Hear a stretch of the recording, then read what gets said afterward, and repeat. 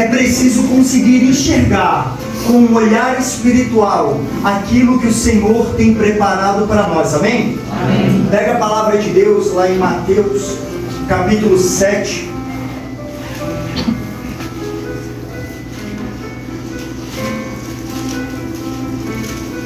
Mateus 7, versículos de 15 ao 20. Quem achou, diz achei. Achei. Quem não achou, diz não achei. Não achei. Não achasse? Tá lá. Tá lá na Sério? Bíblia. 7, Mateus 7, 15 a 20. O evangelho de hoje. Achou? A palavra nos diz assim: guardai-vos dos falsos profetas. Eles vêm a vós disfarçados de ovelhas, mas por dentro são lobos arrebatadores. Pelos seus frutos os conhecereis. Colhem-se porventura uvas dos espinhos e figos dos abrolhos? Toda árvore boa dá bons frutos, toda árvore má dá maus frutos. Uma árvore boa não pode dar maus frutos, nem uma árvore má bons frutos. Toda árvore que não der bons frutos será cortada e lançada ao fogo. Pelos seus frutos os conhecereis. Palavra da salvação. Aplaude a palavra de Deus, palavra de salvação para a nossa vida. Meus irmãos, para a gente contextualizar e entender onde é que nós estamos aqui, no Evangelho de Mateus, lá no capítulo 5, Jesus fala do Sermão da Montanha. Jesus sobe a montanha e começa a ensinar o povo. E ele fala das bem-aventuranças. Ele fala, olha, felizes são estes, felizes são os pobres de espíritos, misericordiosos. E ele vai falando ao povo as bem-aventuranças. Se eu não me engano, o Kiko pregou isso para nós há 2 semanas atrás. Depois nós vamos caminhando. E quando chegamos neste capítulo 7, o título na minha palavra está Diversos Conselhos. E Jesus ele começa a falar ao povo, começa a ensinar os discípulos, a falar a eles sobre 2 caminhos, sobre 2 mundos. Ou seja, Jesus ele está falando ao povo, olha, é preciso escolher. E é preciso estar atento para escolher certo. E quando escolher, entenda e saiba os critérios ao qual usar para escolher. E aí no versículo 15, Jesus ele diz, guardai-vos dos falsos profetas. Eles vêm a vós disfarçados de ovelhas, mas por dentro são lobos arrebatadores. E meus irmãos, quantos têm vindo a nós como ovelhas? Vamos traduzir isso. Quantos têm vindo a nós arrumadinhos, bonitinhos, e em forma de worship, uma voz serena, suave, luz baixa, com palavras doces, que caem no nosso ouvido e vão para o nosso coração e nos fazem nos sentir tão bem. E eles falam, olha, tranquilo, não precisa ser tão radical. Para caminhar com Jesus não precisa ir direto para a igreja, ler a palavra todo dia. Não. O que importa é amar, é fazer o bem. Não precisa ser radical. Eu escutei algo extraordinário essa semana de um padre que ele dizia, todo mundo me incomoda falando que eu não devo ser radical. Ele falava, meus irmãos, me deixem ser radical, porque se eu não for radical, eu serei infernal. Se eu não for radical nas coisas de Deus, eu serei infernal, porque eu buscarei as coisas que me afastam da graça do nosso Deus. Nós precisamos saber discernir e identificar quem são esses falsos profetas. E aqui é claro que Jesus ele vai dando os 2 caminhos. Um pouco antes ele vem falar, olha, o que queres que os outros vos façam? Faça vocês a eles. Olha, existem 2 caminhos. Um da porta estreita. E esse é difícil de passar. E tem o caminho da porta larga. E esse todo mundo vai cantando marchinha de carnaval. Me leva que eu vou, sonho meu. Só que estes caminhos, este caminho da porta larga, tem levado muitos à perdição e à condenação. Aí nessa palavra ele fala: existem as ovelhas e existem os lobos. Existe a uva e o espinheiro. Tem o figo e tem os abrolhos.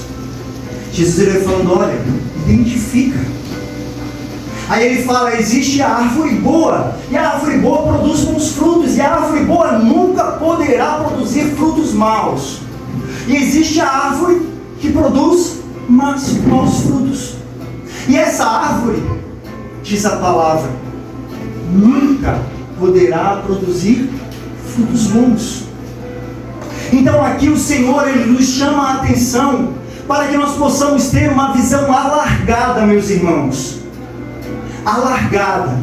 Para olhar para esses que vêm até nós, movimentos que vêm até nós, para perceber as pessoas que vêm, esses coaches católicos aí.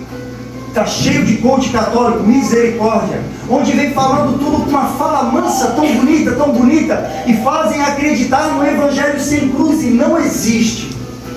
Não existe evangelho sem cruz. Não existe cristianismo sem cruz. Não existe. Na vida, na caminhada espiritual, aqueles que querem caminhar com o Senhor, Ele diz que precisa fazer o quê? Renunciar a si mesmo. Tomar a sua cruz. A sua cruz. É seguir. É seguir. Não tem como caminhar, nem passar perto de Jesus e não querer abraçar a cruz. Lembra no caminho do Calvário? Jesus ele subia, ele já havia caído, ele já tinha sido açoitado, humilhado, caminhando para a crucificação, e no caminho passa alguém por perto dele. Lembra qual é o nome dele? Sirineu. Ele não tinha nada a ver com a história. Ele só estava passando. Mas ele teve que carregar a cruz junto com Jesus. Não tem nem como passar sequer perto de Jesus e não querer carregar a cruz. O Evangelho de Jesus Cristo é o Evangelho de cruz. De cruz. Para que um dia possamos alcançar a salvação.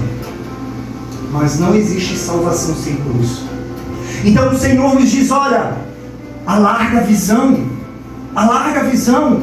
Tenha uma visão profética, um olhar espiritual voltado para as coisas, para identificar aquilo que é de Deus e aquilo que é do próprio do mundo. Porque nós estamos no mundo, mas não pertencemos a ele. E aí esses dois caminhos precisam ser identificados. E entenda, irmãos, se nós não identificarmos aquilo que é de Deus e aquilo que é do mundo, a responsabilidade é somente nossa. Somente nossa. Tem muita gente brincando com a misericórdia de Deus e falando: ah, Deus é misericordioso.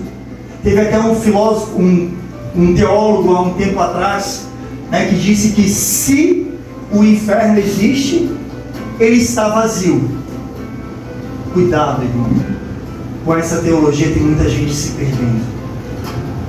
Muita gente está se perdendo, porque não consegue identificar o certo e o errado. O certo, dizia Santo Agostinho, que o certo continuará sendo certo, mesmo que ninguém faça.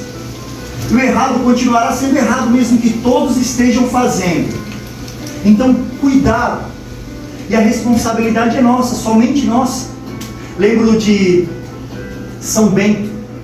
No devocionário de São Bento conta uma história muito legal, que diz que quando um dos mosteiros beneditinos, os monges chamaram o Frei Bento, São Bento, para ir lá, porque existia um monge entre eles, que sempre no momento de oração ele se levantava e saía.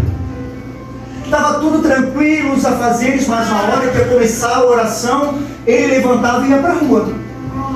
Sabe o povo da igreja que quando vai começar a pregação, vai tomar água, vai no banheiro, vai lá para fora e fica na hora que começa a proclamar as curas e libertação, volta correndo, volta, não vou perder a bênção. Já perdeu, irmão.